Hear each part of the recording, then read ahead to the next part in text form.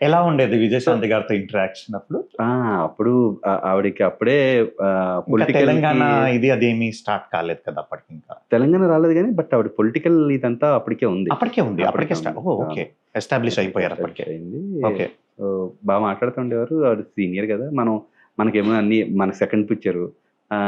So, అక్క, అక్క అనుకుంటూ మరి ఇంటి అడిగేవాడు. వంటలు క్వెషన్స్ ఏమైనా అడిగేవాడు. తీసుకెళ్ళావా? మ మనకి మనకొక అలవాటు ఉంది కదా! మన ఇంటి నుంచి చేపల పులుసులు అవి ఇవి కదా! పట్టుకెళ్ళడం. పట్టుకెళ్ళి అది కలిసి భోంచేసేవాళ్ళం. ఆ! ఆవిడ కూడా బాగా మాట్లాడేవారు.